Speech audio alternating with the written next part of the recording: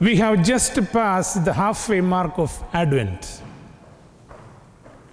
This third Sunday of Advent is traditionally known as Rejoice Sunday. What is the reason for the church's joy this Sunday? Simply this, because the Lord is very near. Yes, we have every reason to be happy today because God has forgiven us unconditionally. There is no need to think of our past. We must let go of our crippling past, which is our greatest enemy, so that the new life of joy and happiness can be ours. We need not let fear and guilt control our lives. We must not allow our narrow outlook of life and resentment to blind us to the goodness that God has given to us. For this reason, the mood of today's liturgy is one of joy and festival. We might think that we are hopeless, great sinners, and condemned to a life of misery and unhappiness. But to us all, the scriptures want to tell us that happiness is within our reach. Happiness is so near to us. God is coming into our hearts, but we must open our hearts to receive Him. How we receive Jesus? By removing the obstacles that prevent Him from coming into our lives and being present to us. For it is His absence that results in emptiness and sadness, since there is no love in us. What then are these obstacles?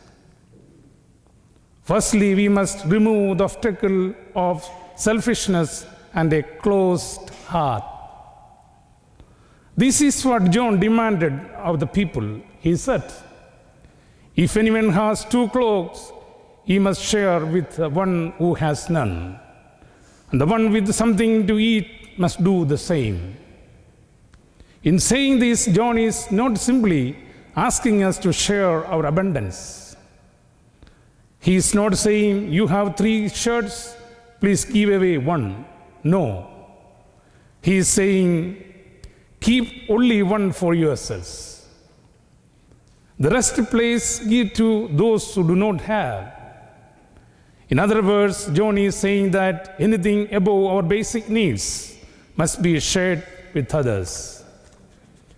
The truth is that unless we have a compassionate, loving, and generous heart, we cannot share the heart of Christ.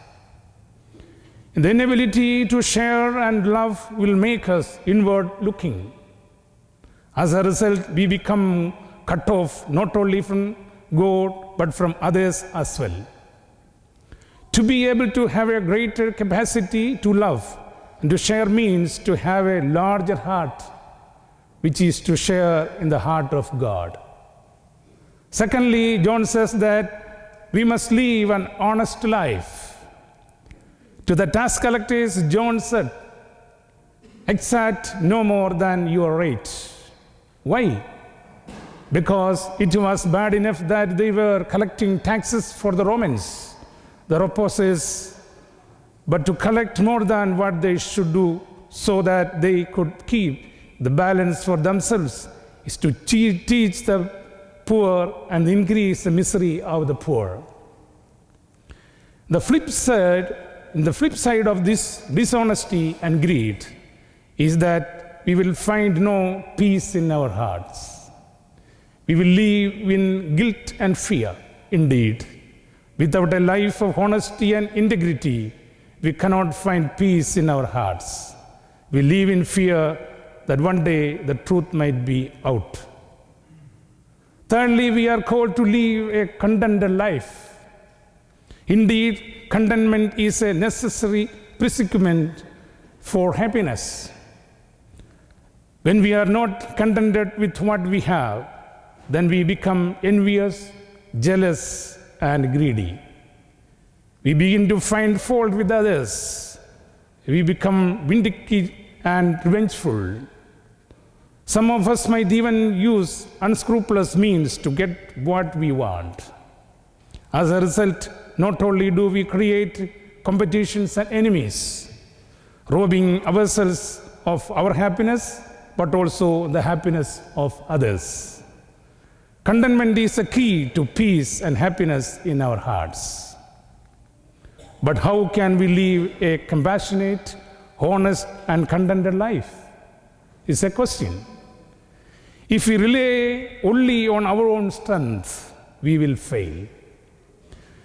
Humanly speaking, most of us are self-centered and discontent in life. For this reason, we need to pray. Yes, we need to pray for the grace of God to remove those obstacles in our lives that prevent us from being happy and at peace within ourselves. What then should we pray for? We must pray for the virtue of humility, which is ultimate antidote to removing these blocks to happiness in our lives. For good reason, therefore, St. Paul urges to pray with thanksgiving. Unless we are grateful to God, we cannot be open to others. We cannot be contented nor be generous with others. Gratitude is a prerequisite for compassion and generosity. Why is humility so essential for us to overcome our unhappiness in life? Only humility can make us compassionate, for we recognize whom we are and how much God has blessed us. And because of what God has done for us in our poverty, we too begin to feel with and for others, especially when God has reached out to us in the first place through others. Secondly, only humility can make us recognize our selfishness and our pride. Very often we do not know the reason for our resentment against others. We do not know why we are angry with them. We find all kinds of excuses to justify our anger and unhappiness. But quite often, when we examine deeper the reasons for our anger, it boils down to nothing else but pride and greed. Being humble enables us to acknowledge the root of our problems. But most of all, humility is the key to allowing the power of God to work in our lives. When we are humble, we become more open to God's grace. Thus, when St. Paul asks us to pray with thanksgiving, he is asking us to pray with the faith that we have already received what we have prayed for. To pray with the expectation of our prayers being answered implies that we have surrendered ourselves to the Lord, and we know that He will always grant us all that we need and is good for us. And those petitions that He will and will not grant us, we consider them as not in accordance with His will, because it will not bring us real happiness and joy.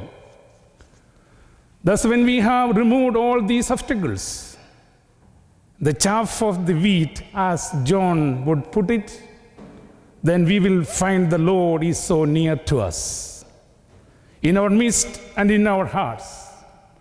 Truly, like the Israelites who had been purified during their time of exile, we who are purified of our selfishness, guilt, and greed will find the love and joy of God in us. His presence becomes real because we would have acquired His spirit of love and compassion. With the felt presence of God's love in our hearts, we will naturally be freed from all anxieties. The anxieties and the ensuing fear in our lives will simply disappear by themselves because we live in trust in divine providence. We will have the confidence that somehow the Lord is watching over us and protecting us. With that confidence, we need not allow greed to dominate our lives. Only a trust in divine providence can truly free us from dishonesty, greed, and selfishness, which are the fruits of fear of destruction. With the fear destroyed, now we will be able to love, to share, and have compassion for others. But above everything else, when we are filled with the Spirit of God, we will experience the peace of God in our hearts. Yes, it is this peace within ourselves that will truly make us happy. With the peace in our hearts, we will look at others and this whole world with the peace too. Peace in our hearts empowers us to look at life, our sufferings, and even our enemies differently. We will no longer see them with hatred, but with understanding, compassion, and detachment. That is why St. Paul says that only the peace of God can guard our hearts and thoughts, because we will be able to look at life with a horizon beyond ourselves. Truly, with the presence of God within us, then we know that God is so near. The more He is present to us, the nearer Christmas is for us. That is because at Christmas we celebrate the Emmanuel, God with us, but not only with us, but also in us. So if we have not yet been purified of those chaps in our lives, let us continue to pray with thanksgiving, as Paul urges to, so that by the time Christmas arrives, He would have been born in our hearts once again, a birth that entails the giving of His Spirit, peace, love, and joy. God bless you.